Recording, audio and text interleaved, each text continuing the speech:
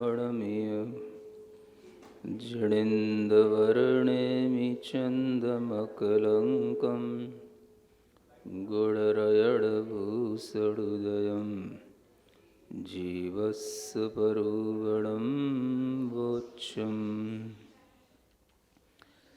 गोमठ सार जीव कांड ग्रंथराज में गुण स्थानों का वर्णन करते हुए प्रमत्त विरत गुण स्थान के बारे में इतना बताया गया है कि आप लोग समझ सकते हो कि यहाँ पर प्रमत्त विरत को समझने के लिए भी कितना अप्रमत्त होना पड़ता है, कितनी सजगता और सावधानी से हम भंगों को, प्रमाद के भेदों को और उन प्रमाद की दशाओं को समझ सकते हैं। ये पिछले दिनों में आपको बताया गया है। प्रमत्त विरत गुणस्थान के बाद में आता है अप्रमत्त विरत नाम का गुणस्थान। चूँकि यह क्रम 1, 2, 3, 4, 5, 6 इस तरह से चल रहा है, इसलिए 6 के बाद 7वां आता है। जैसे आप लोगों को बताया गया था कि दूसरा गुणस्थान कभी भी पहले के बाद नहीं आता, चढ़ते हुए नहीं आता। उसी तरीके से अगर किसी भी जीव को कभी भी 6वें गुणस्थान में पहुंचना होगा तो वह कभी भी निचले गुणस्थानों से नहीं पहुंच सकता। न पहले से 6वां होता है, न चौथे से 6वें में पहुंच सकेगा, न 5वें से 6वें में पहुंच सकेगा। पहले तो उस जीव को 7वां गुणस्थान ही प्राप्त होता है। अप्रमत्त विरत नाम का जो गुणस्थान है वह गुणस्थान की विशुद्धि प्राप्त होने के बाद ही प्रमत्त विरत नाम के गुणस्थान में आना होता है। तो आप लोग ये ध्यान में रखते हुए ही इस चीज़ को पढ़ रहे हैं कि अप्रमत्त नाम का गुणस्थान भले ही हमको 6वें के 7वें बाद में बताया जा रहा है, जैसे पहले के बाद दूसरा बताया गया, लेकिन प्राप्ति की अपेक्षा से, जीव के परिणामों की अपेक्षा से जब हम देखेंगे तो चतुर्थ आदि गुणस्थान से भी या प्रथम गुणस्थान से भी जब भी कभी सीधा कोई संयम के साथ में गुणस्थान होता है तो वह 7वां गुणस्थान ही होता है। उस संयम के साथ होने वाले गुणस्थानों के जो 2 भेद हैं, एक प्रमत्त संयत और एक अप्रमत्त संयत। प्रमत्त में प्रमाद का भाव है, लेकिन संयत पने में कहीं कोई गिरावट नहीं है, और अप्रमत्त पने में प्रमाद से रहित हो गया और वह संयत पहले की तरह बना ही हुआ है। यह प्रमत्त और अप्रमत्त संयत का जो भाव है यह न चाहे हुए भी होता है। यह गुणस्थानों का ऊपर और नीचे होना ये आत्मा के अंदर उत्पन्न होने वाली उन कषायों की तीव्रता और मंदता की वजह से निरंतर चलता रहता है। तो इस तरह के भावों में कोई भी जीव पुरुषार्थ कैसे करता है, कैसे कर सकता है? जीव तो अपना पुरुषार्थ करता रहता है। यह सोचने में नहीं आता कि वह जीव प्रमत्त है कि अप्रमत्त है। जीव अपना पुरुषार्थ करता रहता है और करते करते जो जो उसको उपलब्धियां होती हैं, उन उपलब्धियों को गिनने के लिए कुछ पैरामीटर नापने के लिए जो बने गए हैं, उन्हीं को गुणस्थान के रूप में समझाया जाता है।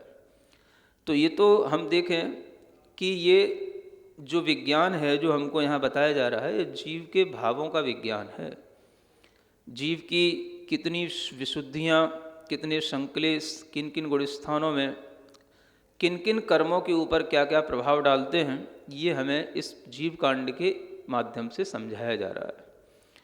तो वही चीज़ यहाँ पर पढ़ते हुए कि आखिर ये 7वां गुणस्थान जो अप्रमत्त गुणस्थान होता है, इसको क्या कहते हैं, इसकी क्या परिभाषा है, तो आचार्य आगे 45 नंबर की जो गाथा है उसमें कहते हैं संजलनो कसाया णुदो मंदो जदा तदा हुदी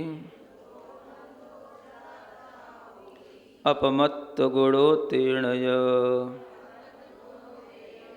अपमत्तो संजदो होदी।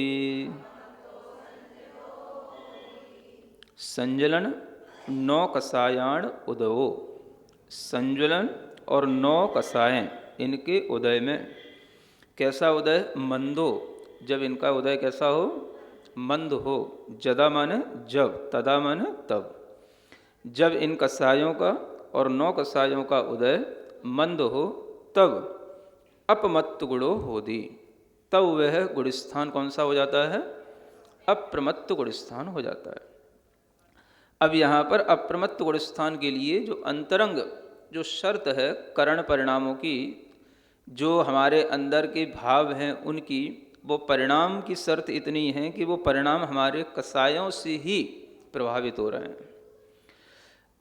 आत्मा के अंदर सप्तम और छठवें गुणस्थान में रहने वाले जो विरत होते हैं, संयत होते हैं, मुनि होते हैं या श्रमण होते हैं, उनके अंदर संजुलन नौ कषाय का ही, संजुलन कषायों का और नौ नौ कषायों का ही केवल उदय रह जाता है। और उदय ही महत्वपूर्ण होता है कि जिस कषाय का उदय है उसी के अनुसार वह भाव भी उत्पन्न होता है। तो उदय जो रह गया वो केवल संजुलन नौ कषाय का रह गया। अब संजुलन के ही कषाय की तीव्रता और मंदता।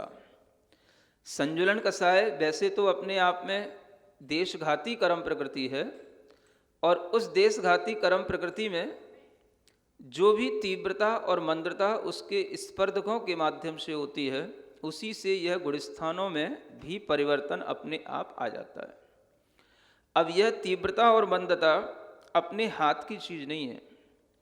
इसको पुरुषार्थ करके हम रोक पाएँ, इसको पुरुषार्थ करके हम नहीं करें, या हम अपने पुरुषार्थ से हमेशा अप्रमत्त ही बने रहें, हम कभी भी प्रमत्त न हों, ये किसी के बस की बात सहजता में नहीं होती है।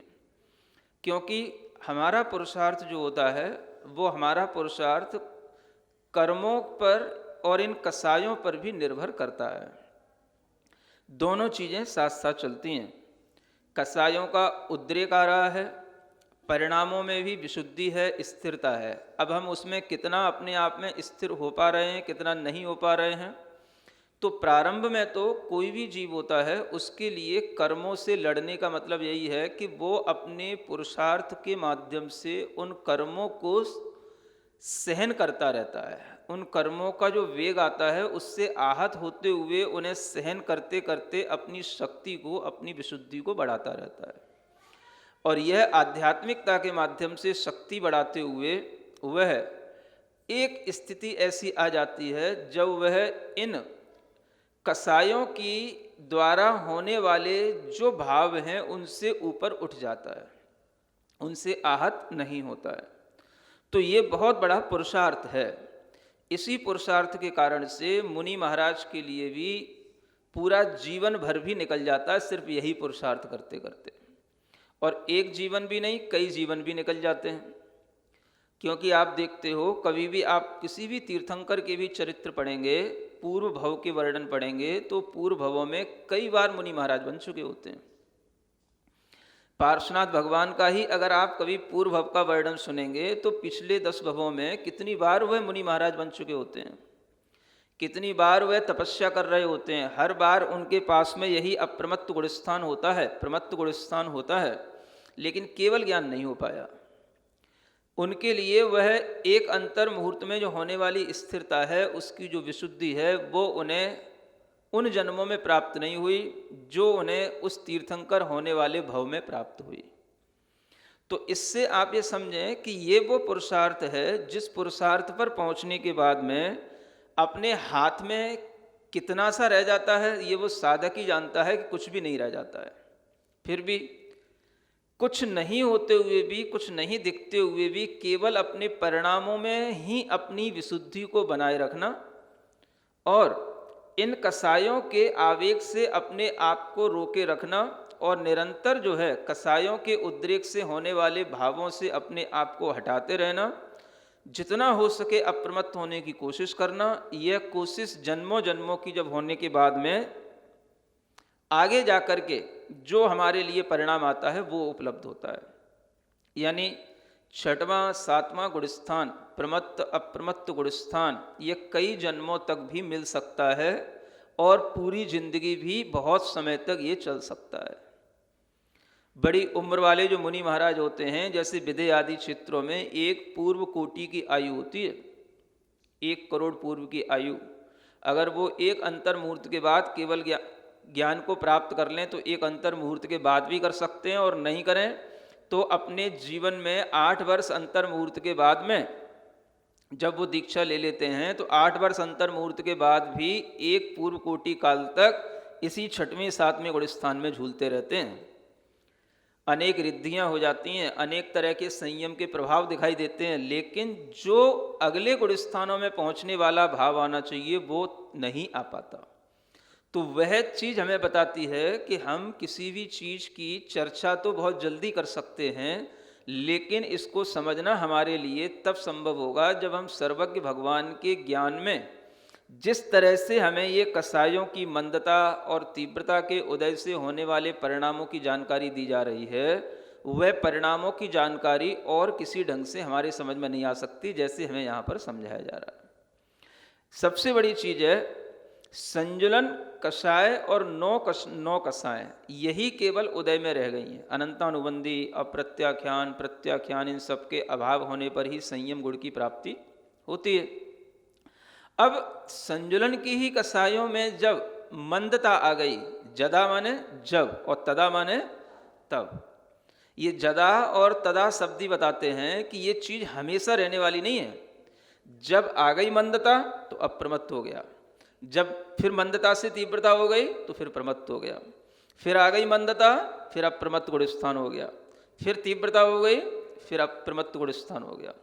अब उस तीव्रता का संबंध कुछ ऐसी चीज़ों से नहीं है कि जैसे आपके किसी एक्सप्रेशन से कुछ समझ में आ जाए, आप बहुत तेज बोल रहे हैं इसलिए आपके अंदर प्रमाद का उदय है, कि आप बहुत जल्दी जल्दी चल रहे हैं, कि आप जल्दी जल्दी खा रहे हैं, कि आप कुछ ऐसा कर रहे हैं कि वैसा कर रहे हैं, कि आपका मुंह ऐसा दिख रहा है। तो इन सब चीज़ों से कुछ भी समझ नहीं आ सकता है। ये तो सब चीज़ें बाहर की हैं, ये तो भीतर की कसायों का काम है जो अपना अलग चलता रहता है। तो बाहर के किसी भी एक्सप्रेशन से हम इस अप्रमत्त गुणस्थान को पकड़ नहीं सकते हैं। समझ में आ रहा है? बाहर के किसी भी क्रियाकलाप से हम इस अप्रमत्त गुणस्थान में बहुत देर तक रह भी नहीं सकते हैं, क्योंकि ये सब भीतर ही होने वाली चीज़ें हैं। भीतर भीतर ही जो परिणाम की, उपयोग की जो अस्थिरता है, जो भीतर ही भीतर संजुलन की कसायों की अपनी अपनी जो योग्यता है और उनका उदय होने पर जो परिणामों में जिस तरीके की भी तीव्रता या मंदता आती है, उसी पर यह निर्भर करता है कि उस गुणस्थान में, उस भाव में वह जीव है कि नहीं है। तो ये जदा और तदा, ये शब्द क्या बता रहे हैं कि ये हमेशा रहने वाला गुणस्थान नहीं है एक जैसा। समझ में आ रहा है? जदा माने जब ऐसा भाव होगा तभी जो है वह इस तरीके का अप्रमत्त होगा। समझ आ रहा? बहुत से लोग इस चीज़ को समझ नहीं पाते हैं। जब आप कभी समयसार पढ़ें तो आपको पता पड़ेगा कि समयसार में भी इस तरीके की टीकाओं के माध्यम से विषय खोला जाता है कि जब ऐसा होगा, जब वह जीव अपने आत्मा की अनुभूति करेगा तब वह वीतराग सम्यक दृष्टि कहलाएगा, जब नहीं करेगा तो नहीं कहलाएगा। तो जब और तब जहाँ आ जाता है उसका मतलब है कि वो चीज़ हमें उपलब्ध कभी कभी हो रही है, हमेशा हमारे साथ बिल्कुल चल नहीं रही है। वो चीज़ हमें उपलब्ध करनी होती है, होती रहती है, लेकिन जब होगी तब वो कहलाएगा, जब नहीं है तो वो नहीं है। तो इसलिए यहाँ पर हम समझें कि अप्रमत्त गुणस्थान का मतलब सिर्फ इतना है कि जहाँ पर संजुलन कसायों की मंदता हो जाए। अब मंदता कैसे हो जाए, वो तो हम कसायों के ही स्वभाव पर निर्भर है, आदमी के स्वभाव पर निर्भर नहीं है, मुनि के स्वभाव पर निर्भर नहीं है। उनका स्वभाव कैसा भी हो, लेकिन कसायों का ये स्वभाव है कि वो क्षण क्षण में मंद भी होंगी और तीव्र भी होंगी, मंद भी होंगी, तीव्र भी होंगी। और उस तरीके की जो मंदता तीव्रता है वो आपको पकड़ में आ जाए, वो बहुत मुश्किल की बात है। सुन रहे हैं? जैसे कभी कभी आप देखते हैं कि जब आप लाइट चली जाती है, जनरेटर चल रहा है, लेकिन जनरेटर में आपको लाइट तो पूरी आ रही है, उसमें एक हल्का सा ये डिफ्लेक्शन चलता रहता है, कुछ उसमें हल्की सी एक लुप लुप लुप लुप चलती रहती है। समझ आ रहा है? आप अगर गौर से देखेंगे, गौर से जानेंगे तो आपको पकड़ में आएगा, नहीं तो आपको कुछ नहीं पता पड़ेगा। आपके लिए लाइट बिल्कुल बराबर आएगी, वोल्टेज बराबर आ रहे हैं, लेकिन उसमें एक हल्का हल्का हल्का हल्का ये चलता रहता है। वो चीज़ें पकड़ में आती हैं जब कोई आप उस पर गौर करें, या कोई किसी भी तरीके का उससे होने वाला जो रिफ्लेक्शन है वो किसी कैमरे आदि में कैच हो रहा हो, तब वो चीज़ पकड़ में आती है। समझ आ रहा है? तो ये जो हल्का हल्का लुप लुप लुप लुप जो हो रहा है, ये क्या है? वैसे तो सब एक समान है, बाहर से सब लाइट एक जैसी है, ऐसे ही मुनि महाराज की बाहर से सब प्रवृत्तियां, सब समितियां, सब गुप्तियां सब एक जैसी हैं, लेकिन भीतर वो ऐसा होता रहता है। समझ आ रहा है? उसको वो पकड़ नहीं पाते हैं, लेकिन वो होता रहता है, उसकी लाइट में काम भी चलता रहता है। उसी तरीके का ये प्रमत्त और अप्रमत्त भाव, कसायों की तीव्रता हो गई, कसायों की मंदता हो गई, कसायों की तीव्रता हो गई, कसायों की मंदता हो गई, वो इतनी जल्दी चलती रहती है वो घड़ी, इतनी जल्दी वो परिवर्तन होते रहते हैं कसायों में कि उन्हें कोई भी मुनि महाराज पकड़ नहीं सकते हैं। तीर्थंकर भी 1,000 वर्ष तक इसी कारण से साधु ही रहे, अरिहंत नहीं बन पाए। समझ में आ रहा है? और ये तो उस जन्म की बात जो हम अपन जानते हैं, उससे पिछले जन्मों में तो भी ऐसा ही होता रहा। तो ये बहुत बड़ा गुणस्थान है, ये 7वां गुणस्थान। यहां आकर के गाड़ी रुक जाती है। समझ आ रहा है? और यही वो गुणस्थान है जिसको पार करने के बाद फिर गाड़ी अगर निकल गई तो फिर पार हो जाती है। तो वही चीज यहां पर अपने को समझना है। तेण अपमत्तु संजुदो होदी, इस कारण से उन संयत को अप्रमत्त कहा जाता है। किस कारण से? जब उनके लिए मंद कसाय का संजुलन का उदय होगा तब उन संयत को अप्रमत्त कहा जाएगा, और जब उसी संजुलन का उदय तीव्र होगा तो उन संयत को प्रमत्त कहा जाएगा। वह प्रमत्त और अप्रमत्त आपके बाहर से कुछ ग्रहण में नहीं आएगा, वो भीतर की कसायों की तीव्रता और मंदता का वह परिणाम है।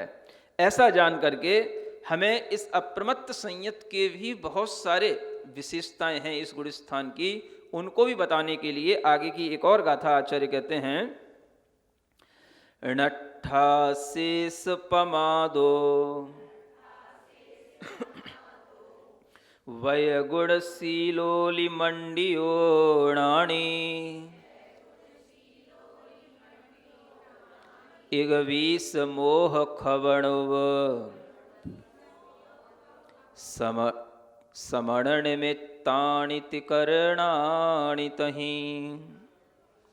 क्या हो गया? अच्छा, ये इसमें कागज में गाथा छूटी है, नीचे वाली है ना? क्या लिखा है? हाँ, आगे की लाइन पढ़ो।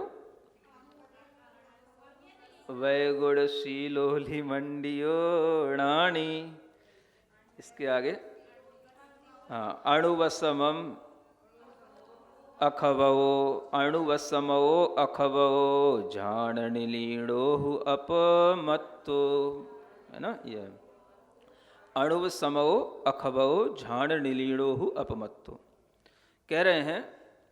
अब अप्रमत्त गुणस्थान का एक सामान्य स्वरूप बताने के बाद में कि यह अप्रमत्त गुणस्थान जो है, एक तो सामान्य से ये बता ही दिया कि प्रमाद का अभाव होना चाहिए, संजुलन नौकसाई की मंदताएं होना चाहिए।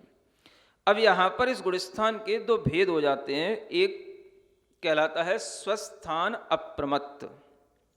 क्या बोलते हैं? स्वस्थान अप्रमत्त, जो अपने ही स्थान में रहते हुए भी अप्रमत्त भाव के साथ रहते हैं, उन्हें कहते हैं स्वस्थान अप्रमत्त। स्वस्थान माने अपना 7वां जो गुणस्थान है, 7वां ही गुणस्थान में रहते हुए जो बार बार प्रमत्त अप्रमत्त हो रहे हैं, उस गुणस्थान में अप्रमत्त हो गए, फिर प्रमत्त हो गए, फिर उसी गुणस्थान में आ गए, फिर प्रमत्त हो गए, फिर अप्रमत्त हो गए। तो इस गुणस्थान में रहने पर ही वह पूरा काल बीतता है जो आपको अभी तक बताया गया है। माने दीर्घ काल जो होगा वह इस अप्रमत्त गुणस्थान का ये वाला भाग है जिसमें कहा जाता है उसे स्वस्थान अप्रमत्त, है ना? तो उसी का ये स्वरूप है। क्या कहते हैं, नट्ठा शेष प्रमादो, जिसने सभी प्रकार के प्रमादों को नष्ट कर दिया हो।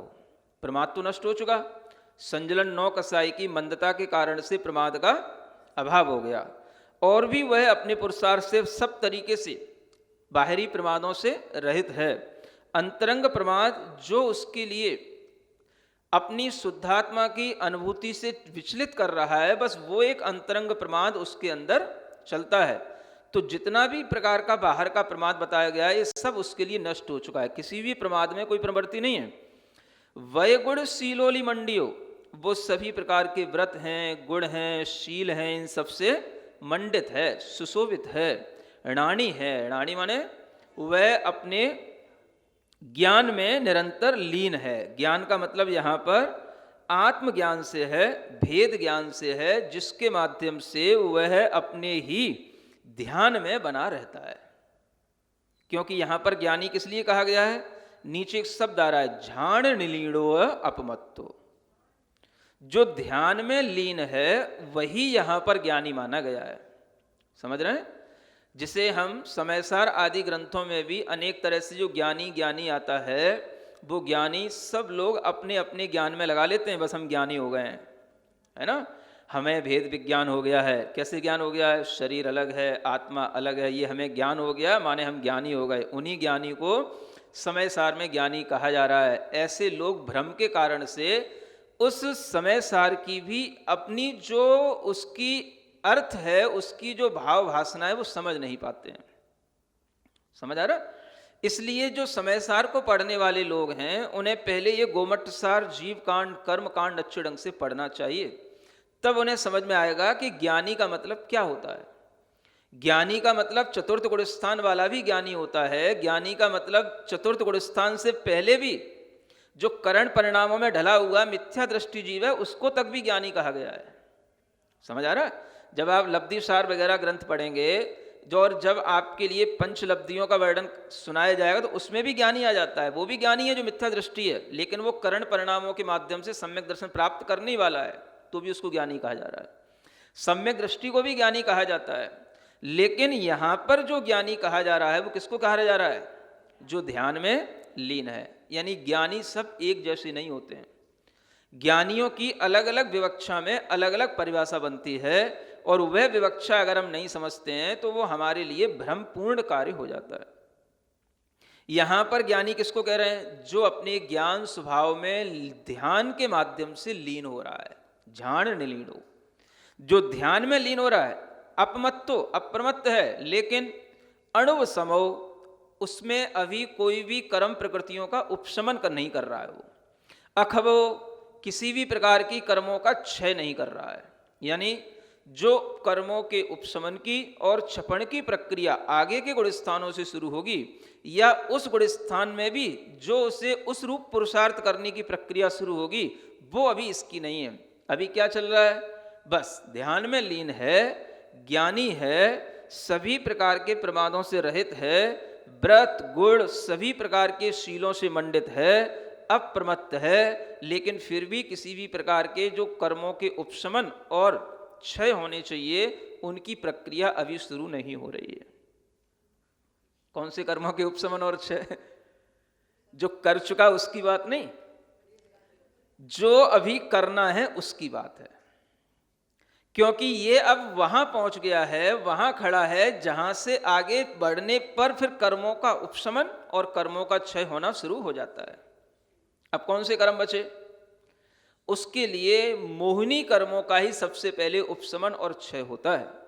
और मोहिनी कर्मों में भी जो यहां पर खड़ा हुआ है, वह पहले अपने चारित्र मोहिनी संबंधी जो कर्म हैं, उन्हीं का उपशमन और क्षय करेगा। लेकिन उसको भी करते हुए अगर उसके लिए यह विशुद्धि नहीं बन रही है, तो वह केवल उन कर्मों के उदय में अपने ध्यान में लीन रहते हुए अपने आत्मज्ञान में बार बार लगने का पुरुषार्थ करता रहेगा। उपशम और क्षय की प्रक्रिया अभी शुरू नहीं हो पाएगी। उसको बोलते हैं स्वस्थान अप्रमत्त। क्या समझ में आया? पहले किसी ने प्रश्न पूछा था, तब कहा था कि जब ये वर्णन आएगा तब आप सुनना, तब आपको समझ में आएगा। एक लाइन में उत्तर देने से सिद्धांत की बात कभी भी समझ में नहीं आती है। यानी स्वस्थान अप्रमत्त वह जीव कहलाया जो जीव अपने छठवें सातवें गुण स्थान में भीतर भीतर होते हुए भी बाहर से बिल्कुल ध्यान में लीन है। बाहर से भी क्या दिख रहा है आपको? ध्यान में लीन है, आंखें बंद हैं, ध्यान में स्थित है, बिल्कुल पत्थर की तरह मूर्ति बनकर के बैठा हुआ है, अपने आत्मज्ञान में बार बार स्थिर हो रहा है। उसको यहां पर जो अप्रमत्त कहा गया, ये स्वस्थान अप्रमत्त का विशिष्ट स्वरूप समझना चाहिए। क्या समझना चाहिए इसको? क्योंकि स्वस्थान अप्रमत्त के दो स्वरूप बनते हैं, एक विशिष्ट और एक सामान्य। समझ आ रहा है? ये विशिष्ट कैसे कहलाया? जो ध्यान में लीन है वो तो विशिष्ट हो गया। और सामान्य क्या कहलाया? जो प्रवृत्ति कर रहा है तो भी वो स्वस्थान अप्रमत्त ही कहलाएगा, उसका छठवां सातवां गुण स्थान चल रहा है। तो हमें यह भी ध्यान रखना है कि जो प्रवृत्ति कर रहे हैं उसमें भी ये सातवां गुण स्थान होता है, और जब ध्यान में लीन है तब भी वो सातवां गुण स्थान होता है। अगर हम इसी को ऊपर वाली गाथा के अनुसार परिभाषा में देखें तो हम एक इस पर भी अलग अलग इसको डिस्टिंग्विश कर सकते हैं कि यह जो ऊपर वाली परिभाषा है वो तो हो गई प्रवृत्ति के लिए, ऐसा मान लो, लेकिन वो भी प्रवृत्ति में स्वस्थान अप्रमत्त कहलाएगा।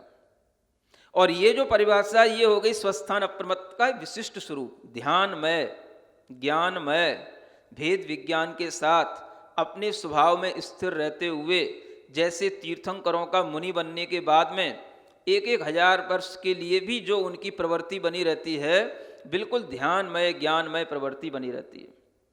बीच बीच में अगर कभी वो उठ भी गए आहार आदि के लिए तो भी वह ऊपर वाली गाथा के अनुसार बस उनमें वो अप्रमत्त गुणस्थान स्वस्थान तब भी बना रहेगा। तो यह जो स्वस्थान अप्रमत्त है इसके दो भाग इस रूप में भी और समझ लेना चाहिए, एक प्रवृत्ति रूप और एक ध्यान रूप। अब ऐसे तीर्थंकरों के लिए जो कभी किसी से बोलते भी नहीं है, केवल जो है आहार चर्या के लिए ही निकलना उनकी एक प्रवृत्ति रहती है, इसके अलावा मुनि अवस्था में और उनकी कोई प्रवृत्ति नहीं होती। न कोई उपदेश देते हैं, न कोई स्वाध्याय करते हैं, न कोई स्वाध्याय किसी को कराते हैं, न किसी भी प्रकार का कोई भी वह किसी से आंख उठा करके देखते हैं, न बातचीत करते हैं, न आशीर्वाद देते हैं। केवल बस उनकी एक प्रवृत्ति, बस एक आहार के लिए निकलना, बस इतनी सी एक प्रवृत्ति या विहार करना, और इसके अलावा कोई प्रवृत्ति नहीं। और बस उसके बाद तुरंत बैठे रहना। रात में भी शयन नहीं करना, जरूरी इतनी उन्हें शयन करने की। शयन तो तब किया जाए थका जाए, उन्हें थकानी नहीं है, इतना बढ़िया उनको शरीर मिला है तो उन्हें थकान नहीं है, पसीना नहीं है, कोई भी चिंता नहीं है, भय नहीं है, घबराहट नहीं है। ऐसे तीर्थंकरों के लिए भी देखो आप, कितना उनके लिए दृढ़ता होने पर भी यह स्वस्थान अप्रमत्त ही हजारों वर्षों तक चलता रहता है। ध्यान में लीन होते हुए भी वह ध्यान केवल ज्ञान के लिए कारण नहीं बन रहा है। यानी जब तक सप्तम गुण स्थान में आना जाना इस रूप में चलता रहे कि वो आगे वाले गुण स्थान के लिए प्रक्रिया शुरू ना हो, तब तक वो क्या कहलाएगा? स्वस्थान अप्रमत्त गुण स्थान। जब वो इस योग्य हो जाए कि जो आगे बताए जाने वाला एक अप्रमत्त गुण स्थान है, जिसका दूसरा भाग इसको बताया जा रहा है, उसका नाम है सातिशय अप्रमत्त। क्या बोलते हैं? सातिशय अप्रमत्त। उस गुण स्थान में पहुंचने पर ही, उस गुण स्थान के उस विशिष्टता में पहुंचने पर ही, गुण स्थान तो सातवां ही है, उसी की विशिष्टता है कि एक स्वस्थान रूप भाव और एक सातिशय अप्रमत्त भाव। तो सातिशय अप्रमत्त तब कहलाएगा अब वह बिल्कुल श्रेणी के उन्मुख हो गया, माने अष्टम गुण स्थान में जाने के लिए तैयारी करने लग गया, तो कहलाया सातिशय अप्रमत्त। और अभी अष्टम गुण स्थान की तैयारी नहीं हो रही है, अभी छठवां सातवां ही चल रहा है, तो वो कहलाया स्वस्थान अप्रमत्त। समझ में आने? अब इसी को हम आगे पढ़ते हैं। देखो क्या होता है। एक 20 मोह खबग खवण ओवसमण निमित्तानि तिकरणानि तहि परमम अधापवत्तम करणम तु करेदि अपमत्तो। ये भी अप्रमत्त का दूसरा भाव बताया जा रहा है, जिसको बोलते हैं सातिशय अप्रमत्त नाम का गुणस्थान, है ना। क्या कहते हैं, 21 प्रकार की जो मोहिनी कर्म का क्षय या उपशम के निमित्त 3 करण जहां पर हों, क्या होने लगा यहां पर, 3 करण, करण माने परिणाम, 3 विशेष प्रकार के परिणाम जो कि कर्म प्रकृतियों के उपशमन या क्षय में कारण बनते हैं, वो करण परिणाम विशेष रूप से कहे जाते हैं, जिन्हें हम अधय प्रवत्तकरण, अपूर्व करण और अनिवृत्ति करण, इस तरह के इन परिणामों के 3 नाम हैं। ये 3 करण हैं। जब भी कभी कोई विशेष रूप से मोहिनी कर्म का उपशमन या क्षय की प्रक्रिया की जाती है, तब हमेशा ये 3 करणों के माध्यम से ही की जाती है। पहले भी जब सम्यक दर्शन प्राप्त हुआ था, औपशमिक सम्यक दर्शन, तब भी ये 3 करण करने होते हैं। छायिक सम्यक दर्शन होता है, तब भी ये 3 करण करने होते हैं। जब ऊपर उपशम श्रेणी या छपक श्रेणी में चढ़ना होता है, तब भी ये 3 करण करने होते हैं। तो वही यहाँ कहा जा रहा है कि 21 जो मोहिनी पर कर्म की छपण या उपशमना के निमित्त जो 3 करण हैं, वहीं पर परमम अधापवत्तम करणम तम करेदि अपमत्तो, वह अप्रमत्त में रहते हुए भी पहला करण वहां पे प्रारंभ कर देता, जिसका नाम है अधप्रवत्त करण। यानी जिस अप्रमत्त गुणस्थान के भाव में रहते हुए वह जीव 3 करणों में से अधय प्रवत्त करण प्रारंभ कर दे, उसका नाम हो गया सातिशय अप्रमत्त नाम का गुणस्थान। क्योंकि ये जो अगर अधय प्रवत्त करण आ गया, तो आगे भी अपूर्व करण, अनिवृत्ति करण, ये सब गुणस्थानों आगे के आते चले जाएंगे। और यह परिणाम जो गुणस्थानों का है, वही उन गुणस्थानों का नाम है। तो 8वें गुणस्थान का नाम तो अपूर्व करण है, तो 8वां गुणस्थान अपूर्व करण, 9वां गुणस्थान अनिवृत्ति करण। अधय प्रवत्त करण कहाँ होगा, तो वो 7वें में ही होगा। वह जब 7वें में अधय प्रवत्तकरण का परिणाम होने लगे, किसके लिए, 21 प्रकृतियों के उपशमन के लिए या 21 प्रकृतियों के क्षय के लिए, जब ये परिणाम होने की तैयारी शुरू हो गई, तो उसका नाम हो गया सातिशय अप्रमत्त। इसको उसी तरीके से समझ लो जैसे आपने पहले पढ़ा हो सातिशय मिथ्या दृष्टि। सम्यक दर्शन के लिए भी 3 करण परिणाम होते हैं, अधय करण, अपूर्व करण, अनिवृत्ति करण। तो वहां पर भी जब वह मिथ्या दृष्टि है, यही परिणाम कर रहा होता है, तब उसको सातिशय मिथ्या दृष्टि कहा जाता है। क्योंकि अब ये अतिशय से सहित हो गया, अब ये नियम से सम्यक दर्शन को प्राप्त कर ही रहा है, करने ही वाला है, कर ही लेगा। इसी तरीके से जो अप्रमत्त जब उपशम श्रेणी पर चढ़ने के योग्य अपने परिणाम बना लेता है, क्षय के योग्य परिणाम बना लेता है, तो वह क्या कहलाता है, सातिशय अप्रमत्त। इसको कहते हैं अतिशय, समझ रहे हैं, अतिशय से सहित। तो सातिशय अप्रमत्त भी होता है, सातिशय उधर मिथ्या दृष्टि भी होता है। तो यहां पर जब ये 21 प्रकृतियों के उपशमन और क्षय की बात आएगी, तो उससे पहले ये ध्यान में रखना पड़ेगा, ये ध्यान में होना चाहिए कि जो वह जीव है, उस जीव के अंदर दर्शन मोहिनी का क्या हिसाब चल रहा है। जैसे मान लो सप्तम गुणस्थान में रहने वाला जीव क्षयोपशम सम्यक दृष्टि है। क्या है, क्षयोपशम सम्यक दृष्टि है। तो क्षयोपशम सम्यक दृष्टि जीव जब सातिशय अप्रमत्त भाव में आएगा, उससे पहले उसे अपने लिए कुछ और काम कर लेना पड़ेगा। क्या कर लेना पड़ेगा, अभी उसके लिए सम्यक प्रकृति का उदय चल रहा है। क्षयोपशम सम्यक दृष्टि है, सम्यक प्रकृति का उदय चल रहा है। अनंतानुबंधी भी दबी हुई है, लेकिन कोई उसकी उपसामना नहीं है, वो अनंतानुबंधी कभी भी उदय में आ सकती है। इसलिए उस अनंतानुबंधी कसायों को परिवर्तित किया जाता है, जिसका नाम कहलाता है विसंयोजना।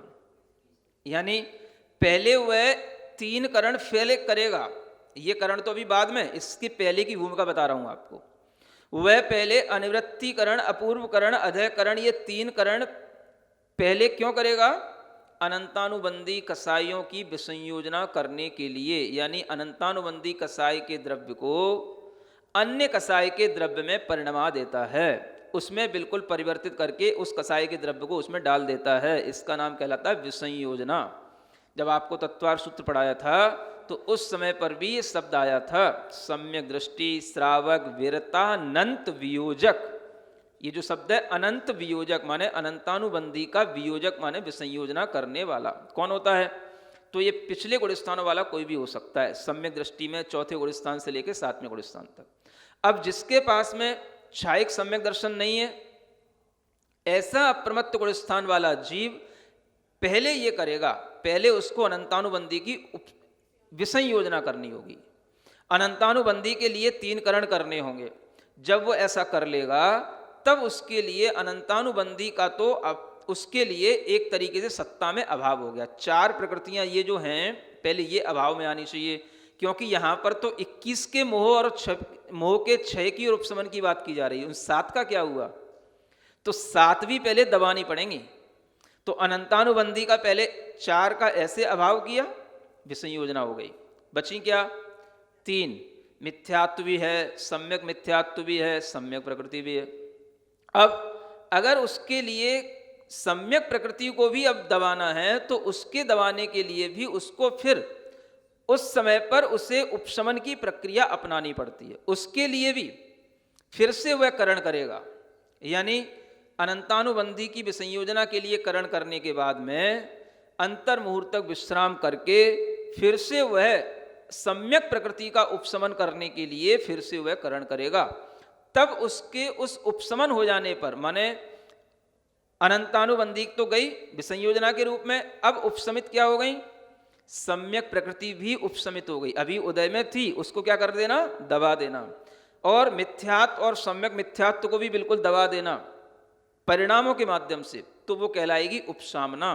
और जब ऐसी उपशामना हो जाएगी तो फिर इसकी स्थिति वैसी बन जाएगी जैसे पहले सम्यक दर्शन प्राप्त करने के समय पर थी। तो इसलिए अब यहां पर जो ये उपशामना करेगा तो इसको कहेंगे द्वितीयोपशम सम्यक दर्शन। अब ये कहलाया द्वितीयोपशम। पहले वो क्या कहलाता था? प्रथमोपशम। जब सम्यक दर्शन प्राप्त करने के लिए किया था तब भी सम्यक प्रकृति दबी हुई थी, लेकिन उसके बाद में क्षयोपशम सम्यक दर्शन के साथ बहुत काल तक रह लिया। लेकिन जब यह फिर से उस सम्यक प्रकृति को दबाने का पुरुषार्थ करेगा और दब जाएगी, उपशामना उसकी हो जाएगी, तब इसके सम्यक दर्शन को फिर से उपशम सम्यक दर्शन कहा जाएगा। लेकिन वह उपशम सम्यक दर्शन क्या नाम पाएगा? द्वितीयोपशम सम्यक दर्शन इसको कहते हैं। आ गया समझ में? कई लोग ये भी पूछते रहते हैं ना, प्रथमोपशम में और द्वितीयोपशम सम्यक दर्शन में क्या अंतर है? तो अब समझ लें। प्रथमोपशम तो जो सम्यक दर्शन मात्र को प्राप्त करने के लिए किया गया था वो था। संयमी जो अप्रमत्त विरत आगे अपने उपशमन करने के लिए, उपशम श्रेणी या क्षय करने के लिए छपक श्रेणी पर चढ़ने को जब उद्यत होता है, उस समय पर जो क्षयोपशम सम्यक दृष्टि जीव अपनी सम्यक प्रकृति को भी उपशमित करने के लिए जो पुरुषार्थ करता है, और जब करने के बाद में उसका वह सम्यक दर्शन हो जाता है, तब उसका नाम कहलाता है द्वितीयोपशम सम्यक दर्शन। तो ये 7 प्रकृतियां उपशमित होकर के अगर चल रही हैं तो क्या होगा? वह जीव आगे की 21 प्रकृतियों का उपशमन करने के लिए अब तैयार हुआ। तब वह 3 करण करने के लिए फिर परिणाम करेगा। तब अधय करण में वह जब होगा तब वह कहलाएगा यह सातिशय अप्रमत्त। अब यहां से वह अप्रमत्त होना शुरू हुआ जो अधय करण के परिणामों के साथ में, तो वह निरंतर उपशम श्रेणी पर ही चढ़ता चला जाएगा, क्योंकि वह कर्मों का क्या कर रहा है? उपशमन करके जा रहा है। क्योंकि जिसने कर्मों का पहले 7 कर्मों का जिसने उपशमन कर रखा है वो छपक श्रेणी पर नहीं चढ़ सकता है। वो कहाँ चलेगा? तो उसकी श्रेणी कहलाएगी उपशम श्रेणी, माने अब वो आगे कर्मों का उपशमन करता हुआ ही जाएगा। जिस जीव ने 7 प्रकृतियों का क्षय कर रखा हो, है ना, क्षयिक सम्यक दृष्टि हो, ऐसा जीव अगर अप्रमत्त गुण स्थान में रह रहा हो तो वह जीव उपशम श्रेणी पर भी चढ़ सकता है, छपक श्रेणी पर भी चढ़ सकता है। वह जीव उपशम श्रेणी पर चढ़ेगा तो पुनः लौटेगा, और छपक श्रेणी पर गया तो फिर पार हो जाएगा। यानी उस जीव के लिए ही छपक श्रेणी पर चढ़ना होता है जो पहले 7 कर्मों का क्षय कर लिया हो।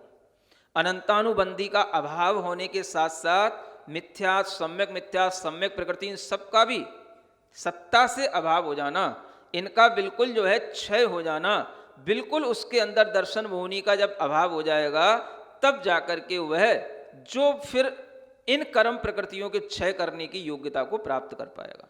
तो क्षपक श्रेणी किसको होगी? जिसने पहले क्षायिक सम्यक दर्शन प्राप्त कर लिया है, वही अप्रमत्त जीव क्षपक श्रेणी पर आरोहण कर पाएगा। और उपशम श्रेणी पर 7 प्रकृतियों का उपशमन करने वाला भी कर सकता है, इसलिए उसको द्वितीयोपशम सम्यक दृष्टि कहा जाएगा। तो द्वितीयोपशम सम्यक दृष्टि भी उपशम श्रेणी पर चढ़ सकता है और क्षायिक सम्यक दृष्टि जीव भी उपशम श्रेणी पर चढ़ सकता है। यह विशेषता आपको ध्यान में रखनी है, तब जाकर के इन 21 प्रकृतियों की जो क्षय और उपशमन की प्रक्रिया आगे अपूर्वकरण आदि के विषय में बताई जाएगी, वो आपको अच्छे ढंग से समझ में आती चली जाएगी। ठीक है ना? तो आज इतना ही समझना है। ये सप्तम गुण स्थान का ये वर्णन यहीं पर पूर्ण हो जाता है। इसके बाद में अष्टम आदि गुण स्थानों का वर्णन प्रारंभ होगा कि हम इस गुण स्थान के भावों को 2 रूपों में देखें, एक स्वस्थान अप्रमत्त और एक सातिशय अप्रमत्त। और स्वस्थान में भी एक जो है ध्यान में और एक प्रवृत्ति में, और सातिशय में भी एक कर्मों के उपशमन के साथ और एक कर्मों के क्षय के साथ जो सातिशय बना जा रहा है। यानी एक द्वितीयोपशम सम्यक दृष्टि भी हो सकता है सात से अप्रमत्त वाले में, और एक क्षायिक सम्यक दृष्टि भी हो सकता है। इतनी भूमिका को ध्यान में रखते हुए आगे बढ़ने की कोशिश करेंगे, तब अपने को अपूर्वकरण के परिणाम समझ में आएंगे, वो आपको बाद में बताया जाएगा।